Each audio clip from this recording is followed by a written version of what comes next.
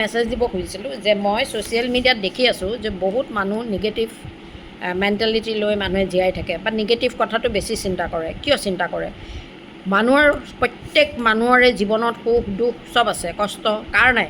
আমি ৰাতিপুৱা প্ৰত্যেকজন ব্যক্তিয়ে আমাৰ পৃথিৱীত যিমান মানুহ আছোঁ আমি, হয়নে? প্ৰত্যেকজন ব্যক্তিয়ে আমি ৰাতিপুৱা শুই উঠি বিচনাৰ পৰা মাটিত ভৰিটো দিয়াৰ পিছত আমি এখন এখন যুঁজত অৱতীৰ্ণ হওঁ। তাৰমানে আমি জীৱনটো জীয়াই থাকিবৰ কাৰণে আমি যুদ্ধ আৰম্ভ কৰোঁ। সেই যুদ্ধখিনিৰ মাজত আমি যদি এনজয় কৰোঁ, সেই যুদ্ধখিনি কৰোঁতেও যদি আমি এটা ফূৰ্তি মনেৰে কাম কৰোঁ, তেতিয়াহ'লে আমাৰ জীৱনত থকা দুখ কষ্টবিলাকে আমাক এটেক কৰিব নোৱাৰে।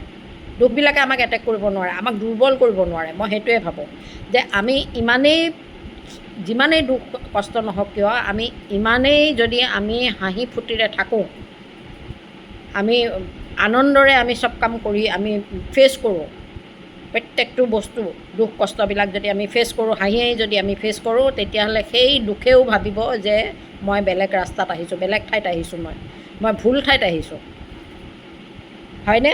যদি আমি প্ৰত্যেকটো বস্তু ফূৰ্তিৰে আমি একচেপ্ট কৰোঁ, তাক হাঁহি হাঁহি আমি প্ৰত্যেকটো দুখ কষ্ট যদি হাঁহি হাঁহি আমি একচেপ্ট কৰোঁ, সেই দুখেও ভাবিব যে মই ভুল ঠাইত আহি গ'লোঁ, ভুল ব্যক্তিৰ ওচৰত মই আহিছোঁ। আল্টিমেটলি আমাৰ ওচৰৰ পৰা দুখবিলাকো নোহোৱা হৈ যাব।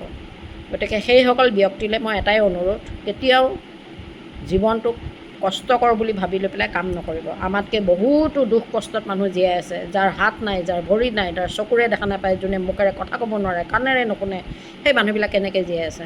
আমি যদি সেইবিলাক কথা চিন্তা কৰোঁ, তেতিয়াহ'লে আমাৰ জীৱনটো বহুত সুন্দৰ, বহুত আমি আৰামত আছোঁ, বহুত সুখত আছোঁ বুলি আমি ভাবিব লাগিব।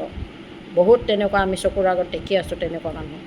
সেইকাৰণে সদায় পজিটিভ হওক, সদায় সুন্দৰভাৱে চিন্তা কৰক, কথাবিলাক হাঁহি হাঁহি চব বস্তু একচেপ্ট কৰক, দেখিব জীৱনটো সঁচাকৈয়ে সুন্দৰ হৈছে।